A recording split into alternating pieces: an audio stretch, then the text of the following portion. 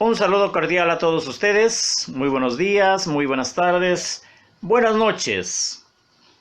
Vamos a reflexionar en este momento a la luz de la palabra de Dios, la Biblia, y vamos a leer en Isaías 53:5 que dice: Mas él herido fue por nuestras rebeliones, molido por nuestros pecados. El castigo de nuestra paz fue sobre él, y en su llaga fuimos nosotros curados. Por su parte, el evangelista Juan, en el capítulo 19, verso 30, dice: Cuando Jesús hubo tomado el vinagre, dijo: consumado es, y habiendo inclinado la cabeza, entregó el Espíritu. La palabra de Jesús: consumado es. En mis manos tengo un pequeño documento, una letra de cambio, una factura, un pagaré, que bien claro se nota al final, que dice cancelado. Algunos otros dicen pagado. En la época de Jesús, la expresión consumado es aparecía al final también de un documento, de una transacción, por decir una factura, una boleta de compra, de venta, para indicar que el precio estipulado estaba totalmente pagado. Jesús en la cruz, en sus últimos momentos de vida en la tierra, expresó: consumado es. ¿Se estaba refiriendo a una factura? Por supuesto que no. ¿A un documento, a un papel? Tampoco. Entonces, ¿cómo entender esta expresión en nuestros días? ¿Cómo compartirla? ¿Cómo practicarla? La respuesta es vasta e infinita. Por eso en este momento vamos a ver por lo menos 3 aspectos de esta poderosa expresión de Jesús. Primero, consumado es. Se refería con esta palabra Jesús. Nos está asegurando que a través de los siglos, los profetas anunciaron los acontecimientos referentes a la venida, al ministerio y a la muerte de Jesucristo. Y que Él, el mismo Jesús, está cumpliendo las Escrituras que su Padre había anunciado por medio de los profetas a través de los siglos.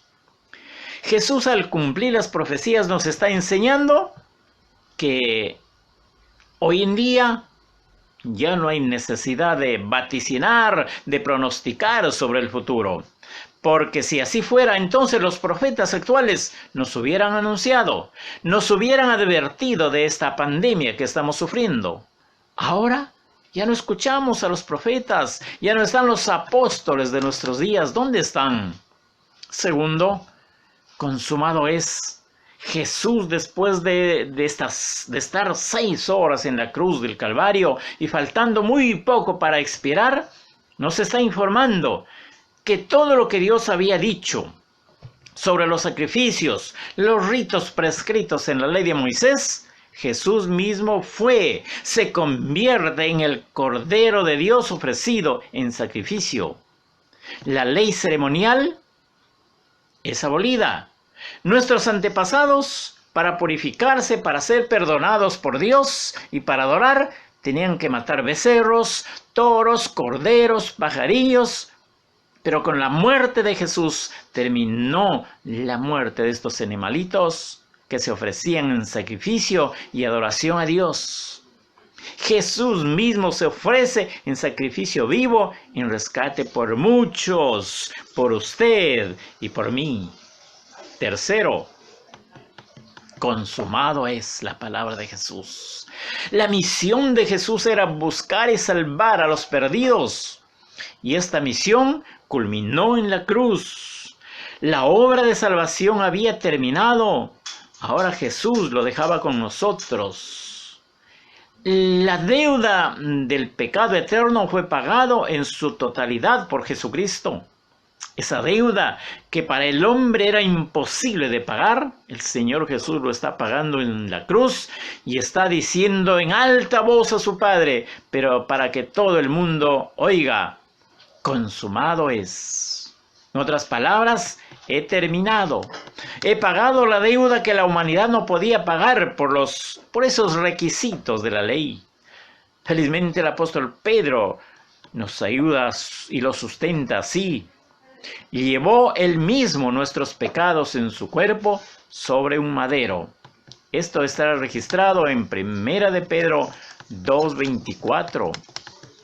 De estos tres aspectos que acabamos de hablar, de cumplir las profecías, de cumplir la ley y cumplir su misión, vemos que la obra de salvación se llevó a cabo en sus múltiples formas, en todos sus estilos, convirtiendo a Jesús en el que redime, en el que rescata, en el que libera.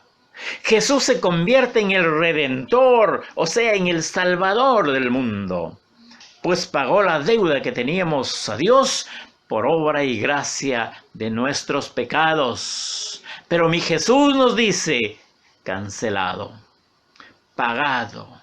La obra de perfección, la realización de satisfacción y de victoria, solamente Jesús hizo por nosotros, los que estamos en la iglesia, y por todos aquellos que vendrán, por nuestra invitación, por nuestro compartir. Amigos, hermanos, hermanas, lo que hoy está sucediendo a la humanidad es grave. Un insignificante, un pequeñísimo virus ha puesto en jaque a todo el mundo, a reyes, a presidentes, a naciones poderosas, a dictadores, a ricos, pobres, a hombres y mujeres, es decir, a todos. Y lo peor, no sabemos hasta cuándo. No sabemos cuándo termina esto. Y las noticias son preocupantes. En Wuhan, donde se inició este mal, hay un pequeño rebrote. Mire, y entonces, ¿qué nos queda pensar aquí en nuestra América? Aquí en nuestro país, en la ciudad donde vivimos, cuando muchos dicen que este mal está en su punto central, que está en el punto más álgido. Cada día hay más casos positivos, hay más muertos. Y muchas veces hasta lo confundimos en los términos. Unos hablan de una pandemia, otros dicen una epidemia, otros una endemia. Y eso yo quisiera hablarles en este momento. Primero vamos a hablar de una epidemia. ¿Qué es una epidemia? Es una infección que ataca a gran número de personas, pero en un mismo territorio, en una misma región, durante un periodo de tiempo. Y como ejemplo tenemos la epidemia del cólera, por ejemplo, que esporádicamente atacó a nuestro país en los años 80 y 90. Pero hoy ya no está. No existe. Esa es una epidemia.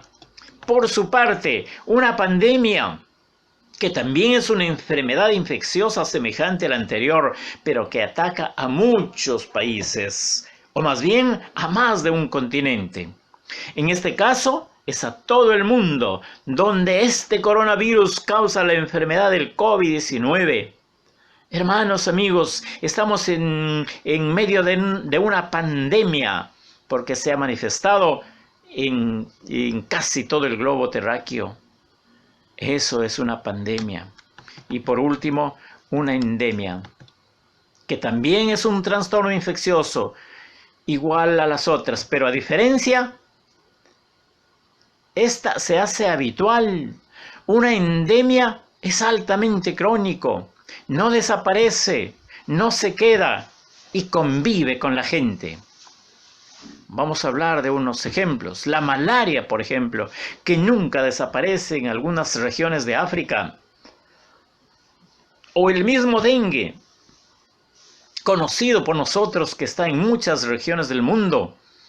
En nuestra Amazonía también está presente siempre, no desaparece. Viendo estos tres casos, amigos, hermanos, lo que hoy está sucediendo, lo que hoy estamos pasando es una pandemia, una alta pandemia, porque se trata de una infección global. Está en todos los países del mundo y lo que más deseamos la humanidad entera es que termine, que se vaya, que desaparezca, que no se convierta en una endemia y nos acompañe toda la vida.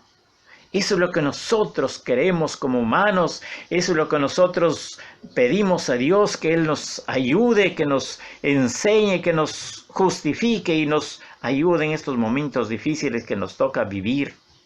Nosotros tenemos que estar listos para esperar la voluntad de Dios. Y entonces, ¿qué nos espera? Hermanos, amigos, este problema, este aspecto que nos estamos refiriendo de una pandemia, es un gran motivo de oración para los cristianos. Los que amamos a Dios, los que dependemos de Él, pidamos en oración, ayuno y clamor, que esta enfermedad termine, que nos deje, que se vaya. Y felizmente así anuncian algunas autoridades, nuestro presidente y algunos expertos médicos. Nuestro Dios así lo quiera. Hermanos, amigos, nuestra reflexión termina aquí. Pero nuestra expectativa, nuestra espera continúa. Y nuestra oración cada día debe ser más intensa. Orar sin cesar, dice Pablo. Nuestra oración debe ser más segura y llena de fe. Y como nos recuerda el Salmo 37, espera en Jehová, haz el bien y vivirás en la tierra. Encomienda a Jehová tu camino y espera en Él, y Él hará. Perseveremos en la oración, hermanos. Pongamos nuestra mirada en el Dios de la vida. Llenémonos de fe, llenemos de confianza. Pero si nuestra fe falla, es porque Dios nos querrá llevar. Nosotros estemos preparados aún para morir, porque el que está preparado para morir, está preparado para vivir. Oremos. Padre amado, hemos leído tu palabra. Entendemos que la obra en la cruz fue un acontecimiento glorioso por la cual tú pagaste por nuestros pecados, moriste allí, fuiste sepultado, pero resucitaste para darnos vida eterna